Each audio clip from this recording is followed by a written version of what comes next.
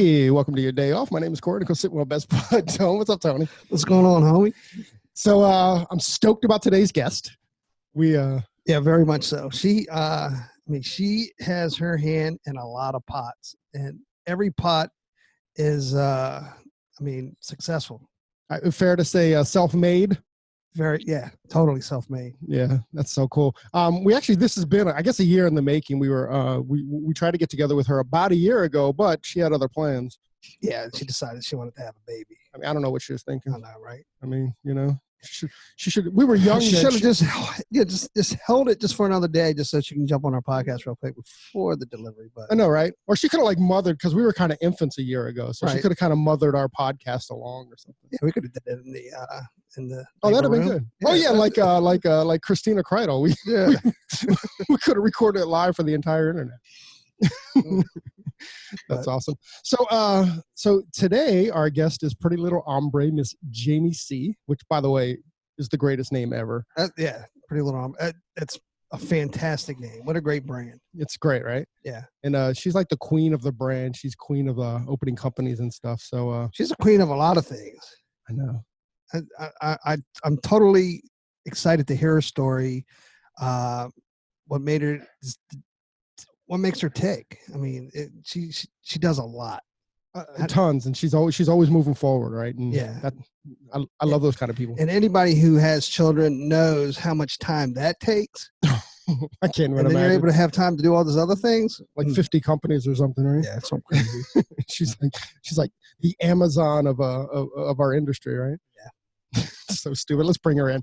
Miss Jamie C, welcome to your day off. Hello. I like how you guys referred me to Amazon, first off. Right. Well, you're just doing so much stuff, man. It's like Amazon started off as a book company, and now they do everything. Oh, man, I don't know. Amazon's pretty wild, but thanks I appreciate that. Thank you. You're welcome, man. So, Miss Jamie, yes. Where did you grow up? Where did I grow up? I'm from Bristol, Connecticut. It's a smaller town. Actually, Bristol, Connecticut is the home of ESPN. ESPN, dog. Yeah. So I'm not a sports person, so that, but I drive past it on my way to work every day. So it's like nobody else would know that. I mean, do you wave and say, thank you for putting us on the map? No. But I can start doing that for sure. Does it increase traffic? Yeah, so Bristol, Connecticut, born and raised. I'm actually going to be moving still within Connecticut, but within the next year. My husband and I are building a house in the town over, which is like a little bit more like farmland, a lot of trees, very quiet. Whereas like Bristol, like we live in like more of like the historical district where like the houses are like basically right on top of each other. Yeah. So like you go outside and you get like a minute to yourself and your neighbor's like, hey, hi. I'm like, no, just like, please no. So all your family's still in Bristol? Yeah, the majority of my family still lives in Bristol. A lot of them are all in Connecticut still too. And, my sisters live within like 5 minutes of me. My parents live within 5 minutes. My in-laws, my sister-in-law. So we're all real close, which is great. Well, you sound like my family. I know, right? That's so cool, actually. In-laws every week. We have family dinner on Tuesday nights. We have all the kids together and have homemade Italian food, and it's awesome. Yeah. Wow. How do you do Tuesday night? Most people I get Sunday night. How do you do Tuesday night? Tuesday night, so it's interesting how that happened. So it's my in-laws, and they basically wanted to pick a day where it was like in the middle of the week where like you have the weekend to yourself and you can hang out with your family, go out with your friends. And Monday is just like a shit show, like Monday's like, ugh, like getting back into the week. And then Tuesday, it's like, okay, like I'm starting to get the swing of things. Let's go hang out with everybody. So I guess that was the idea behind it. I could be totally off base. That's what I assumed the Tuesday was. I like it. We'll go with it, right? That's what I'm assuming. But it's great, and I love it. And I look forward to it every week, so it's cool. Yeah. Anytime you get family time is a good time. Yeah, so. For sure. Enjoy it. Yeah, totally enjoy it. It's kind of family time kind of like brings everything back, right? Yes. 100%. Like it lets you re-energize and like recommit to what's important, right? Oh, for sure. I mean, I have a huge family too, and my husband has a very, very small family. So, his family is basically his mom, dad, and his sister. And so, we keep it all. We try to see each other as often as we can because there's not many of them. That's so cool. Yeah, it's good. So what were you doing before, and how did you discover our industry? Oh, that's a really good question. Okay, so I actually knew I wanted to do hair ever since I was probably in middle school. We actually had this project in middle school. It was like a life book, and you had to like put these collages together of like what you wanted your your house to look like, and your family, and what your job was going to be. And I actually had made a collage of it had like Redken cutouts all over it and scissors and all these things. And I just kind of always was drawn to it. I think because when I was in middle school was the first time I messed up my hair. I was like begging my mom for like, stripy blonde highlights. And my mom's like, hell no, you're not doing that. You're like 12 years old. And I begged her, and finally she's like, screw it, go have your sister go put, the box highlights in. So here I am, end up with, I have dark brown hair naturally, end up with like orange highlights. So I had to have a professional finally fix it. Oh no. And I remember sitting in her chair for the first time and like, what is this? I never knew it, like that kind of life existed, of just like being able to connect with people one-on-one. And the fact that she fixed my hair was like, you're a magician. I love you. And then ever since then, I would always ask her, like, she was my go-to girl. And I would always ask her like, okay, why are you doing that? And why are you holding it this way? And I was intrigued by it. So I think that it was like this. You still friends with her now? No, actually, unfortunately, we're not. She ended up moving somewhere, and we lost touch when I graduated from high school. So it was kind of a bummer. So did you get into hair in high school or? Right out of high school, yeah. I remember wanting to go to cosmetology school, and my mom, God bless her. I mean, I love her, and she just had the stigma around hairstylists, and she assumed that they were uneducated and it wasn't a real job, which I think a lot of people in this industry, have had loved ones say that to them, and it hurts, because you're like, no, but like this is what my soul is telling me to do. And so my father, on the other hand, was pretty open-minded about it. And I ended up kind of persisting and kind of telling my mom, like, no, this is what I have to do this. Like, I love this. And I ended up going, and now she's like my number one fan. Yay, Mom. Yay, Mom. Is the Funny best, how that works, best in Bristol, right? Yeah. Yeah. That's pretty awesome. Now, were you lying when you said you had Redken all over that collage? No, I actually have a photo of it. I'll have to send it to you guys. I don't have it. I actually probably have it on my phone somewhere. I can probably look it up. Here's what we're gonna do. Is the day that we release the podcast. Yes. You're gonna put it up as a story, okay, and then I can do that. Yeah. And then what we'll do is we'll have people then snap it and put it on their story too. Oh, I love that. Yeah. The story going on, so that'll be Jamie C's collage or something. Yeah, that's cool. Okay, great. It's actually in my memory. I have a memory box, and it's in my memory box, so I'll have to pull it out if I can't find it on my phone. That's so cool. Yeah. That's really cool. So then, I mean, I was kind of giving you a hard time about Redken, but then like how did you find Redken, or how did Redken find you? So and what was your relationship with them? So I was actually, I worked in a commission salon for about 8 years, and we were Wella trained. So that's all I knew was Wella. And then when I eventually decided to go out on my own, I kind of was like a little kid in a candy store, like, oh my God, there's so many options. Like, I don't have to have just Wella anymore.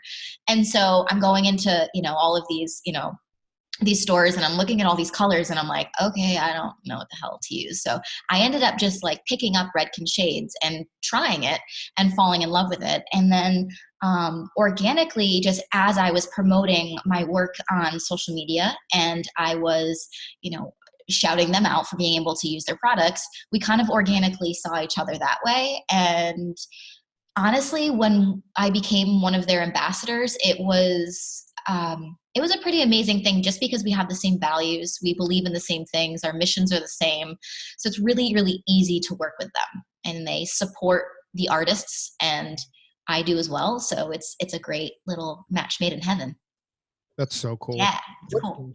When you said you were going on your own, were you opening your own salon or? No, this was, this was 5 years ago. So my daughter was maybe 5.5 years ago now. My daughter was 5 months old when I decided to leave my job of 8 years as a commission artist. And I hadn't had like a social media platform at that point. And I remember just feeling like I wanted more, and I just wasn't feeling fulfilled artistically, creatively, emotionally, on a spiritual level. Like nothing was, I just kind of feel like we outgrew each other, you know? It was my first salon job, and I ended up going out on my own and renting a chair for about 3 years.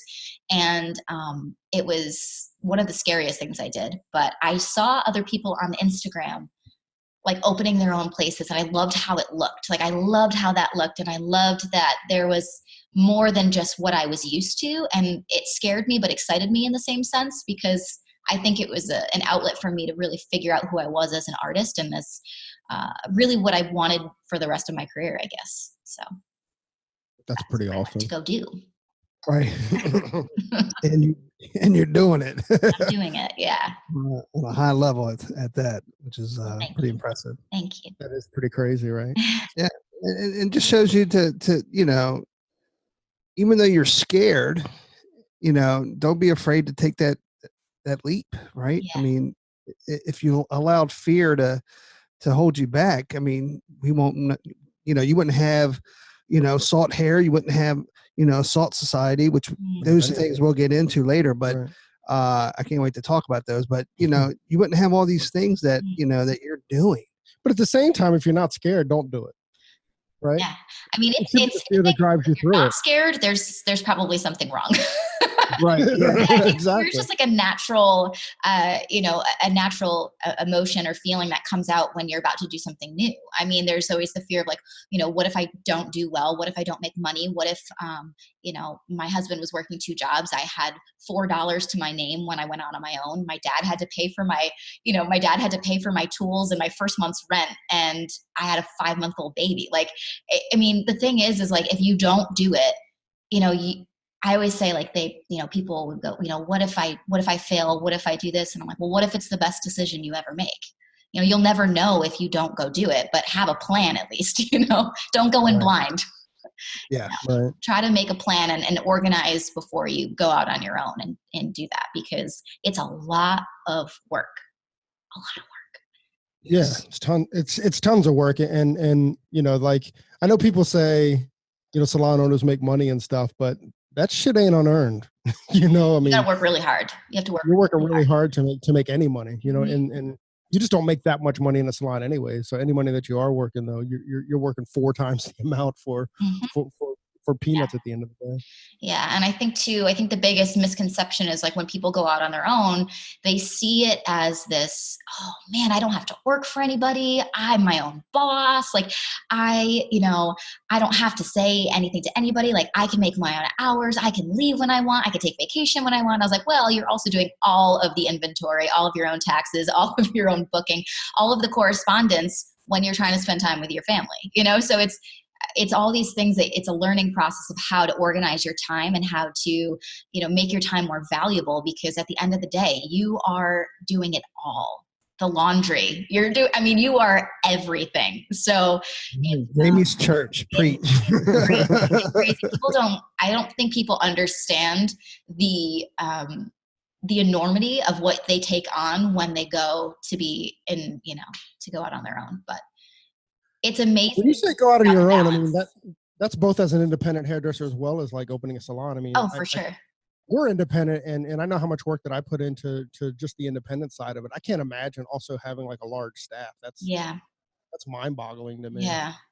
I think sometimes it's odd because, when you're doing it and you're growing and you're doing all these things, you don't really realize what you've done until you stop and look at it all.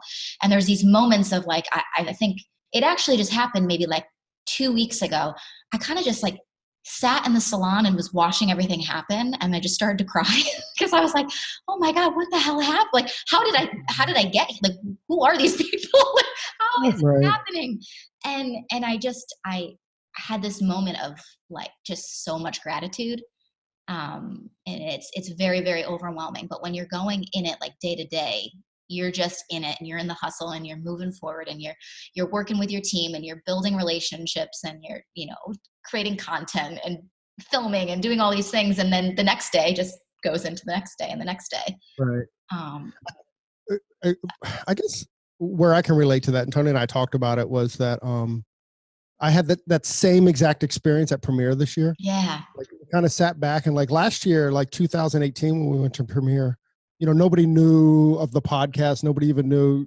Premiere of 2018 was kind of like when we came out, in a sense. It's when we told the hair world that, hey, we have this podcast, and as silly as we are, we have this podcast. And if we were scared, does anybody care? Does all that kind of stuff went into 2018. Yeah, for sure. And then this past year in 2019, we were there, and we went to some really great parties, and we had a lot of friends that we had met through the podcast there. And, there were moments the entire weekend where, I just kind of like watched what was happening. And it was just like this amazing, kind of what you were saying, like, how did this happen? You know what I mean? Like, and my question is, because, I always live in a little bit of insecurity anyways, is why is this happening? Right? Why is this happening to us? And why do we get to hang out with the likes of like Jamie and of course our mutual friend Olivia? Just humans. Like, that's it. I know. People in the industry just hanging out. Like, we're just trying to better. I think, we're just trying to better the industry, right?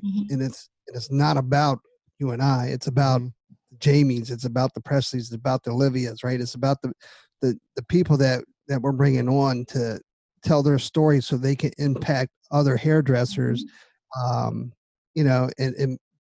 be better people. Right. For sure. Exactly.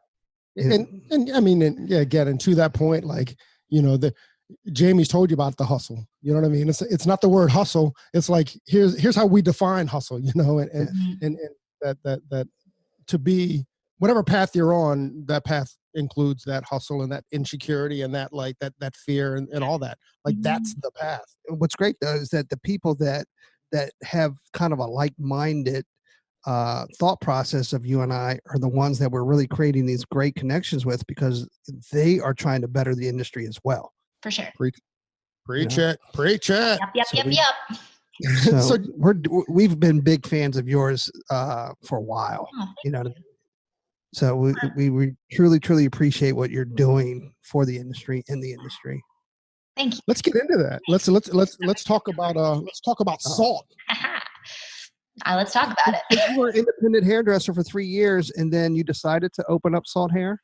Yeah. So I remember, because I worked for so I worked for that other salon that was for 8 years, and that was a family-owned business. And it was, 13 hairstylists, and they owned a hair school and all this stuff. And I go, I will never do that, ever. I saw how much work it was, and I was like, F that.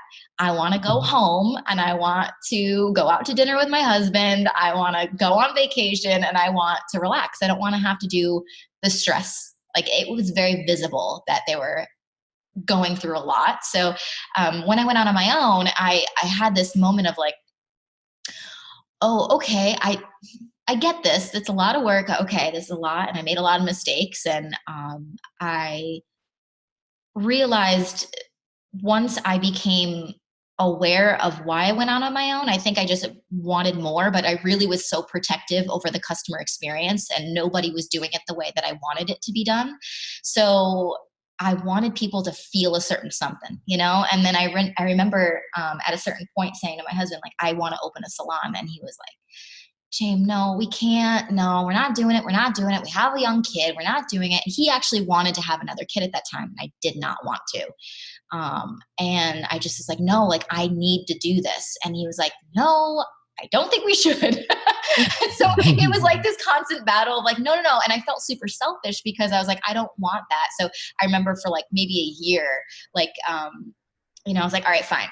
We'll try to have a kid. I won't open a salon. And then just nothing happened. So I was like, and then some shit went down with the salon I was working at. And I was like, all right, well, I guess we're going to open a salon. So I ended up leaving that place. And I rented a solo suite for about 6 months while we looked for spaces. And it was this crazy universal, I can't even explain how we ended up finding this place. It was just wild. So, but we did. Like serendipitous, it just all kind of came together.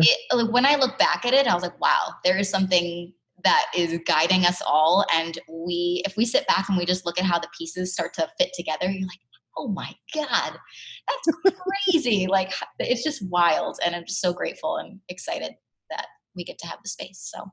That's so cool. Back up, kind of tell us what you brought up customer experience, like from Jamie C's eyes, like what would a client expect when they come to your salon? So I know that when I originally was in the creation mode of the space, I wanted it to feel more like you're walking into someoe's home and not like the salons that I had walked into in the past. So they were very dark, you felt judged, you felt the sense of just like, it was just cold, not all the spaces like that exist, but the spaces at least that I had either worked in or had been a client of.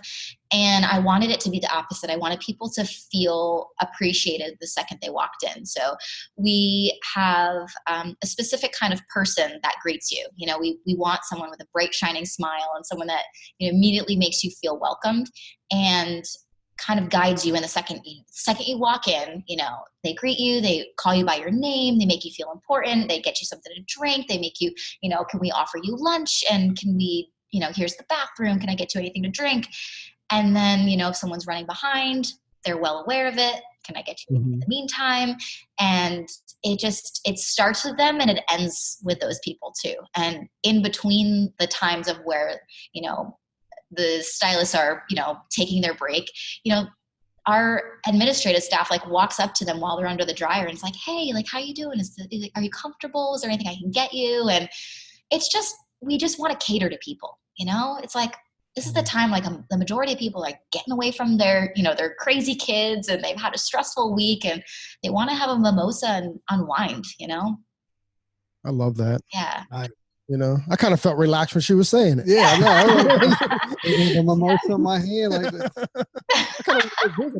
I don't want any hair services done. I just want to hang out, man. You can. Just come to Connecticut and hang out with us here. That's fine. That's so cool. Yeah, it's great. And what's the name of your salon? What was that? What's the name of your salon? Salt Hair. Dude, how'd you come up with that name? So I have a really large love for the ocean. And I remember when I wanted to name the salon, I never wanted to name it after me because I wanted it to be something bigger than me. I didn't want it just to be my name, and I wanted something based off of a feeling. So I kind of imagined myself at the ocean. And what was it about the ocean that I loved so much? And I said, it's like the salt on your skin and in your hair. And it's like how your skin feels. And it just feels, I feel a certain something, when I'm there. And I was like, it's like the salt. And I was like, salt. And my mom's like, you're not naming your salon Salt. No, I am naming it. She's like, salt and pepper. I was like, yeah, like salt, like SALT. She's like, Amy, come on. And it's like, I don't want it to be something expected. So I love that name. I got to tell you, did you do your research? Were there any other salt salons? Actually, around? Once of course, you're set in a name. You're like, that's good. That's what it's like, based off a feeling. I'm good to go. And then all of a sudden you're like, shit, there's one in there's actually more of them out there. So, but. Are you the only one in Connecticut? Yes. Well, thank goodness. Yeah, there's other salts in Connecticut, but they're different companies. They're not hair companies. I think there's a company. Isn't there a company around us that's called Salt? But but it's literally salts, right? Yeah. Well, it's the Salt Cave. Oh, okay. Salt Cave. Yeah. Funny story about Salt is that we're in this this old factory building, and so there's big windows and all that stuff. So next door, there was a marketing company that was kind of be moving in, and they're called Pepperland. So we're Salt and Pepperland right next to it. No way. Are you serious? Yeah. I was like, that is so cool. It's awesome. That's the coolest thing. Yeah. Now we work together too. So they're our marketing company. No, you can't plan it any better than that. I know. Salt and Pepperland. I love it. I love it, man. I kind of want to see a picture of your name side by side too. Salt and Pepperland. Salt and Pepperland. Yeah, it's cool. That is really cool. And then, so about 10 months ago or so, did you open a school there? Yes. So Salt Society, it's interesting how that worked. We're in how do I explain it? So it's we're in a courtyard kind of area. So there's multiple businesses around us. So when you go into the courtyard, there was a space that was you walk over maybe 20 feet and there's a door and you walk in and there was like a bead shop and they were like, they'd make bead necklaces. They have bead workshops and they have crystals and bags and all that stuff. And I remember walking in when we opened Salt and I was like, oh, this place is so cute. And I remember loving it because they had windows on windows and I'm like, natural light, give it to me. I want it all. And then they ended up like saying that they were going to close. And I was like, Nick, which is my husband, do you think that we could grab that space? And he's like, no. We did. I won that one. I kind of think when Jamie, you win all of them. I do. I feel like I proved my point. I'm going to work really hard. I promise I'll make it worth it. Hey, we're both married, and we know they win all. They win all the time. Yeah. What's the old adage? Happy wife, happy life. That's right. Nick's got the happiest life ever. What a good. How did you meet Nick? So funny story. I was just telling the story to my daughter, who's 5, and I was telling her in the car yesterday. We were on our way to a family picnic, and she has her first crush. And I was, she's 5 years old, which is crazy. But I was telling her how I met her, her daddy. And I was saying, I met him in gym class, which I did. I was like 14 years old, I think. And I was just this cute kid in my gym class, and I had a crush on him. And then we dated for a couple months. I broke up with him because he was too shy. And then we met like 7-ish years later at a Memorial Day party at my parents' house because my sister was dating his best friend. So small world. I know, right? He rolled up with a whole bunch of friends and I was like, oh, he grew up and he's cute. And then I walked up to him and I was like, hi, Nick. He's like, hi, Jamie. I was like, oh, he's still shy. Oh, yeah. Is he still shy? He's shy when he first meets you, but then he doesn't stop talking. So right. Yeah, just reserved. He's great. Like your 5-year-old, right? Isn't yeah. she kind of shy? Yeah, she's very much like him. Very much. So that means that the second one is more like you? Is she crazy? She's crazy. I mean, I'm not crazy, but she's wild. Like she just wants what she wants, I guess that is. Well, that's the whole topic of this conversation today, Jamie. You got exactly what you wanted. Yeah. She doesn't tread lightly. Yeah. Well, so far you've gotten everything you wanted. Yeah. Salon, this new spot for the your name, education, the school, the name, right? Yeah, it's been good. I feel very, very fortunate.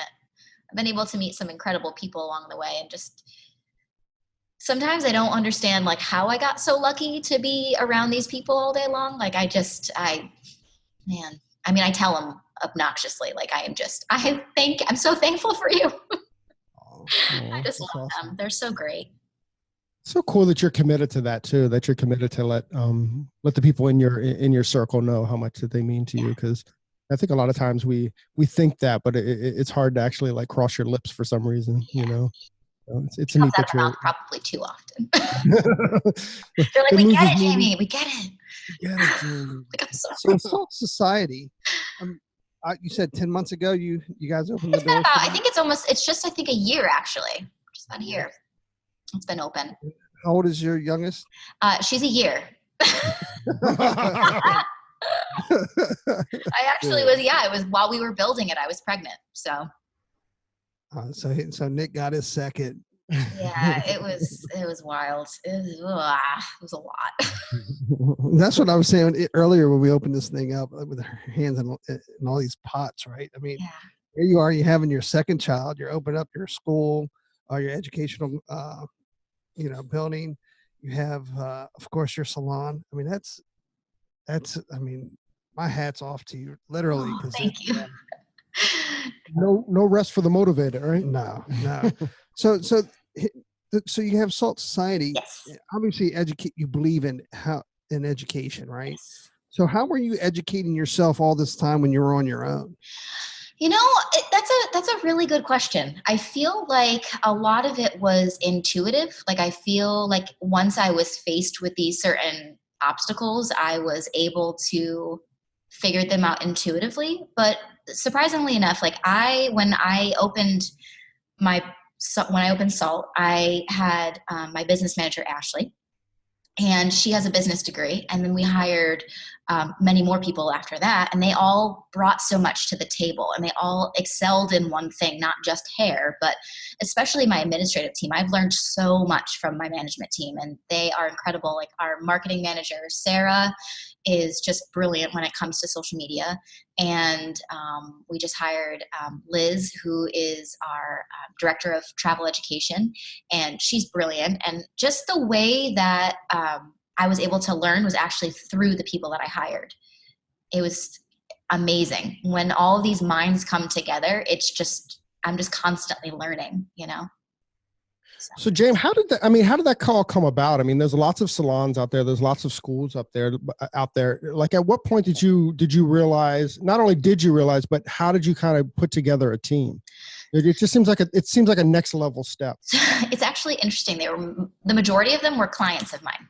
So I feel like I recruited people that was doing their hair.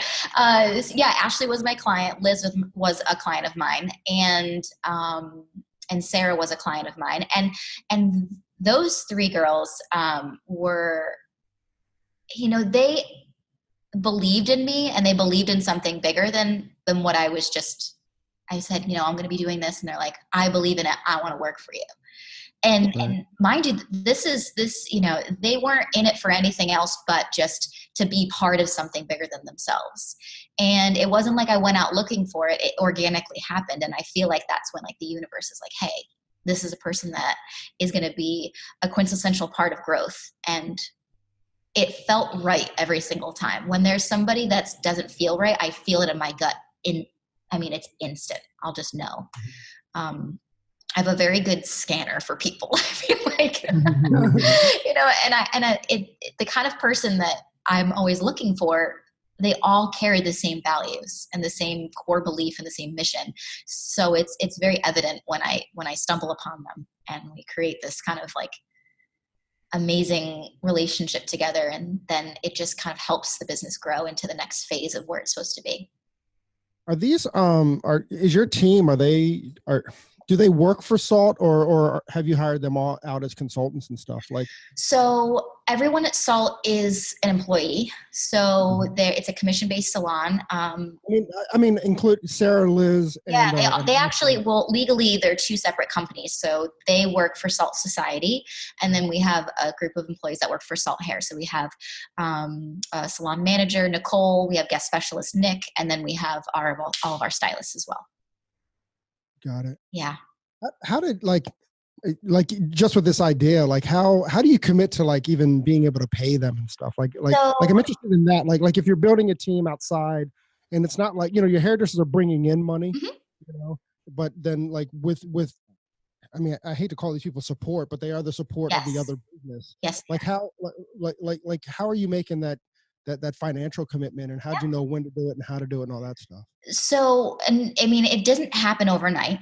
And this was a situation where when a part of the company was about to grow, and if I didn't have the person, you know, kind of lined up, that part couldn't grow. Like I can only delegate so much, and I can only do so much. So I know when there's a certain part of the company that needs to grow, it needs to have the financial backing to it. So let's just say if we're going to be doing travel education, we need to be able to have the person to manage that whole department, but that also needs to have adequate financial backing and know that the income is going to have to happen. And a lot of them it's a financial risk. You know, anytime you're investing in a business, investing in a certain department that's going to launch, you know, you kind of just create the structure and the flow of what it's going to be. And then you hire the person that's going to manage it. And then the income comes in. But before doing all of that, you have to at least have enough financial backing to know the company is not going to be in the red when you hire somebody and you're paying them a salary. And you actually haven't launched that department yet. So it's a lot of planning and a lot of saving and being smart with where the money is going within the company. Totally makes sense. Making sense. I think that was. I mean, total sense. It totally makes sense by words, but you know, when you actually kind of sit down and you go like, well, but how'd you kind of do it? I mean, how'd you grow from like being an independent hairdresser to here we are 3 years later? It's 3 years, right? 5. The math. 5 years. So here we are 5 years later, and now, you know, now it's like 2 or 3 different companies running. It's very interesting to me, and very very impressive more than anything. Thank you. I just Like kind a of like NASCAR. I mean, I mean, it's super fast, right? I mean, Yeah, it's interesting because I feel like I was just saying this to somebody. I was like, I feel like it's happened really slowly in my mind, but around me, everything is happening at hyperspeed. right. But I don't actually think that any of this would be happening if it weren't for the people that I've hired. I mean, these people hustle really hard. I mean, and it's not just my team that's working. I mean, it's like my marketing team, my management team, and the the social media people. They get the vision, they get what we believe in and who we need to be reaching out to, and they're very selective. And it's like I said, it's taken 5 years to do it, but it also has been just trying to make the smartest decisions moving forward, and trying not to rush it. Things happen, I feel like, when they're supposed to happen. And you're still working behind the chair? No, I actually, Oh, I awesome. stepped away from being actively behind the chair a year ago when I got pregnant with Lily. And I knew that if I was going to grow Salt Society and kind of help delegate and be a leader in the company for Salt Hair and Salt Society, I needed to sacrifice that. It was a lot of guilt, though. Oh my God, so much guilt. And a lot of income, right? I'm sure you're bringing in a lot of income I as well. feel like I was. I was slowly backing away because I started educating more. I started working for other companies and doing things with different people. And I remember when I started to slowly move back, I needed to make sure that I was gaining the income somewhere else. So it wasn't like I just stopped and then missed all of that. Like I needed to, supplement as I was moving along to make sure that, nothing suffered while I made that decision. Because it's not just your income you have to think about; it's also the income that you're bringing into the walls, so to speak. Yeah. Right. Yeah. I mean, that decision can be scary by itself, right? So, you're all this time you're used to your income coming in from one place, right? Mm-hmm. So now you're like, okay, I'm going to trade this for this, and what it could be. That's another Daunting task. Yeah, it was a lot of planning way in advance, though. Like I knew at some point it was going to be a possibility that I wouldn't be able to actively take clients anymore. I do content creation and still work with a few people, but it's much more like coming up with the content for blog posts for the marketing team to make, and content creation and paperwork. Yeah, no doubt. Educating, like we're on our last stop of our 2019 tour, which is in New York and happening in a week and a half. So that'll be like one more thing off the plate, which is nice. Isn't it funny when you get those things? Like I know like the events that we've done and stuff, there's so much planning and there's so much like going into it, but literally a week before you're ready for it to be over. Yeah. Right. Yeah. Like No, honestly, it's been such a whirlwind, and we've learned so much with creating. It was basically like we had 7 stops and they were in larger venues, and we had, freight shipments, and it was basically planning 7 weddings. That's basically what it was for my entire team. And it was crazy.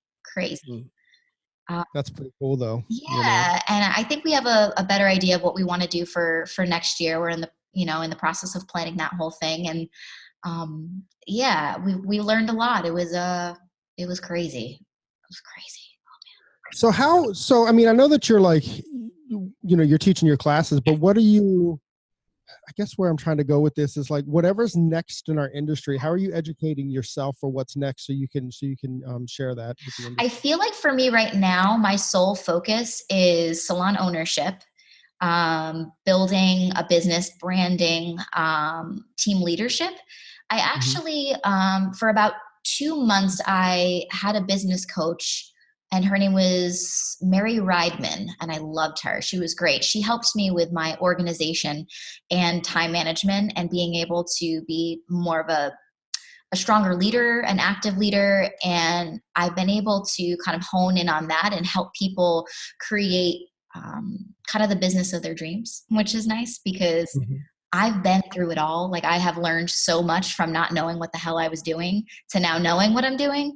And I feel like, I guess it's been everything that I've learned along the way was kind of by accident, but which is great because now I know like what to do and what not to do.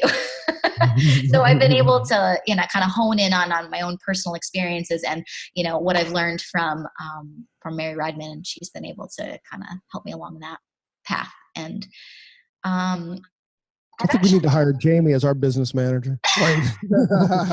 I'm sure she wants something else on her plate. Am I hired? Was this my interview? You passed. Did I get the job? Organization, right? Oh man, and that is something, to be quite honest, guys, that is not something that I was born with.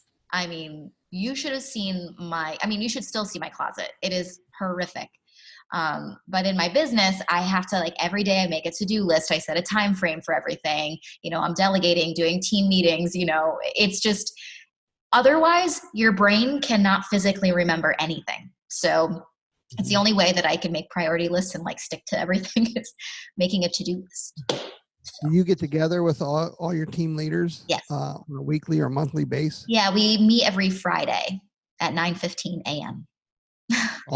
Everybody together? Yeah, well, because there's so much shifting in both companies all the time, that to keep everyone on board and feeling like they're a part of it, that they have a voice, is making sure that they are hearing what's happening, the projected plans of what's happening within the next year, and kind of the steps along the way, so they feel like they're not left in the dark.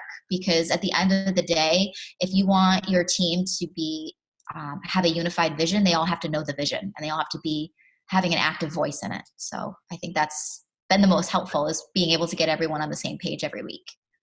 Now, those meetings, are they, I'll just go back to the million salon meetings that I've been at. Do they end up being like real negative and like, this is this, or is it just very like forward thinking and like, this is what we have to accomplish this week? So it's a lot of celebrating. I think I'm not a negative. It's not naturally in my DNA to be a negative human. I'm an extreme optimist. So by fault, actually, it's kind of bad. I'm always a glass half full kind of gal. So in the meetings, it's usually if somebody has met their 6-month goal or has done something incredible in the salon, like, I kind of open it up to the team to celebrate and to, give honors where it's due. And then, the progress that we've made in certain, projects that we're launching, or maybe new people that are going to be, added to the team, because there's, right now, we just had our last hire, Crystal. So we had a whole training process with her and getting her part of the team and getting to know her. And then we have another girl, Lindsay, who's going to be starting at the end of August. So we're like in the very beginning stages of introducing her and getting people to connect with her before she actually starts to work here. Oh, wow. Yeah. How do you do that? So we have all of them, if on their own time, if they want to. I give them her social handle, and then they can reach out to her privately and welcome her, and they can kind of create their own relationship between the two of them. So it doesn't feel like, hey, here you go, here's this new person that's starting and you have to make a relationship with them. Because the good thing is like, I am very particular about hiring, and I hire very slowly, and I'm very specific about the energy that I interject in the space. This is a space where people spend more time here than they do with their own families. So I am very, very protective of the people that come in here and the people that already work here, and making sure that they're going to connect and feel safe, and that the energy is kind of lining up. But how do you vet that? I mean, it seems like it'd be so incredibly hard, because I mean, you can't do it in an interview, because interview is always like their best face. Mm-hmm. Even if you were to like follow their social media, or if you were to watch that, I mean, that's still like their best face. Like, how do you know that when they come in that they're not going to be a nightmare? And if they are, that's a very good question. How long is their leash? It's a very good question. We have a pretty intensive interview process. I usually can find them on social, and I kind of get an idea for their style. I get an idea and I can know right away if it's somebody that's going to work or not. I can just tell by, I'm an intuitive person, so I'm an empath and an intuitive. So I kind of know energy reads very easily for me. So I meet somebody and I can know automatically. I'm like, nope, not going to happen. So what we do is we reach out to them, and if they're receptive to the idea of an interview, then we send them over. We introduce them to Nicole, who's our salon manager, and then we send them over pre-interview questions. And so we get to know them based off of how they write, their personality, how they answer the questions, and that's a pretty good telling sign just based off of the pre-interview questions. And then we meet them once, and we have like a whole slew of interview questions that are like, just like, what do you do in your spare time? Like, what do you do outside of the salon? Like, what do you do for fun? And, we go through that. And then if we feel good, we meet again. And then if I need a third interview, I'll do a third interview. And then we do a week of training, and then they have a probation period of 90 days. What's the training consist of? I mean, these are hairdressers that are coming in. What are you training on? Just culture and stuff? So we train them on the core of our business and what we believe in. And we train them on how things run from start to finish and how people work, and kind of just like the day-to-day stuff. Like when you clock in, this is how you do it. This is where the machine is, like those kinds of things. But I also am very respectful of how people learn, because there's some people who are visual learners, there's tactile learners, like there's people who need a little bit of both. And some people need longer, and I would say a week is usually what we start with, but if they need longer, I respect that. And then I take the time to kind of invest in them and do a little bit longer. But we go through consultation, communication. We go through how to connect, how to empathize, how to create solutions. We go through how to talk about money and not be insecure about that, and how to feel more confident in that. We talk about if there's a situation that needs to be handled with management, how to go through that process. And then also we go through a lot of just how they work, how they, making sure that they're clean, that they look after themselves, like daily tasks. And then we do a lot of hands-on, like teach them how we paint, how we do color, how we cut, how we blow dry. And then I watch how they do it. And then I kind of, make adjustments if need be, or make, suggestions on how they could be more effective, or time-saving tips, that kind of stuff. Dude, this is so awesome. It's just, it's so complete, right? It's I think it's the most complete that I've heard in a hiring process, or even, she's just so freaking organized. Thank you, Mary Reidman. Shout out to Mary. Oh, Mary. That's awesome. So James, what's I know you have a class coming up with Olivia. What other let's talk about that a little bit, and then any other classes that you guys have coming up. We have a lot of them. So we have Jacob. I don't know if you know Jacob. Jacob is from Atlanta, actually. Jacob Kahn. Yeah, Jacob Kahn. He's coming. Yeah, we just had him on the podcast. Yeah, well, he's coming. He's teaching with Paint That Mane, who's our color theory specialist, and they're doing a cutting and coloring class together. And then Olivia and I are doing a coloring class together, and she's also teaching social media. And then we have Maine Ivy is coming. When's yours and Olivia's class? I think it's August. Let me pull it up. August 12th, I believe it is. And then what's Hold on. How do you get information about that, Jane? You can go to saltsociettyeducation.com, and all of the classes are there under master classes. In-person education, find a location, master classes. And then we have all of them there. We actually have one of them happening right now. Colored by Caitlin is actually at Salt Society over there with Paint That Mane. And they are teaching together. And then we have the social media class with Olivia and I. That one is August 12th. I was right. Look at that. Oh, good job. Look at that. And then I will be teaching with Sarah May, level 10, on August 19th. That class is sold out. And what class? What's that? What's level 10? Sarah May, she does a lot of the bright blonding. She's incredible. Oh my God. So I'm going to be doing a class with her, Sarah May, level 10, and Jacob Kahn, Paint That Mane, and Maine Ivy, and myself, and Daniel M. Beauty.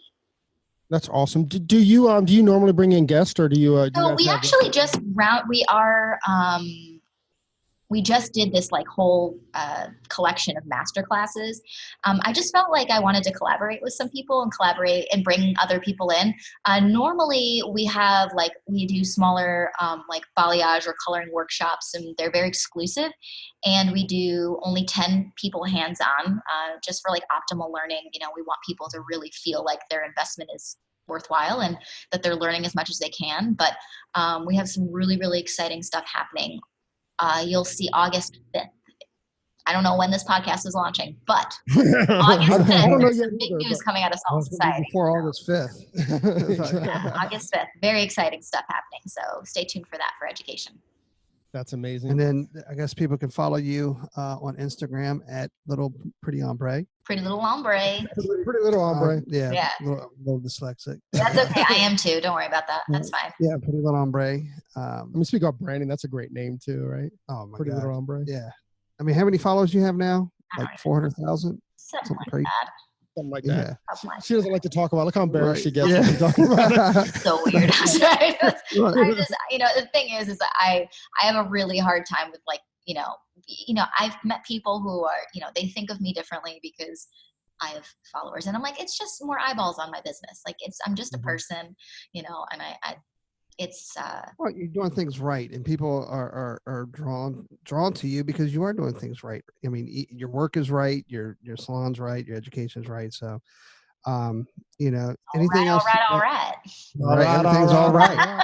Anything else you want to throw out there that we're missing? Oh, I don't know. This was a lot of fun, though. Thanks for picking my brain.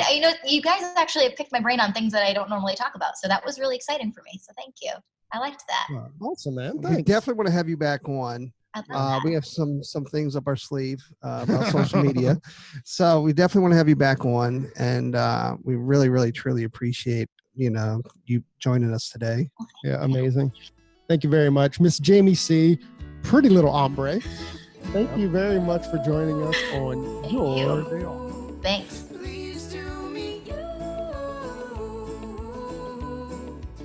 Hey, so there it is. Hey, this is a message that we've been trying to bring, I don't know, for the last couple months, actually since we started the podcast. Hey, so if you like the podcast or if you find that it's useful, please leave us a review, a 5-star review on iTunes. Leave us a rating and a review.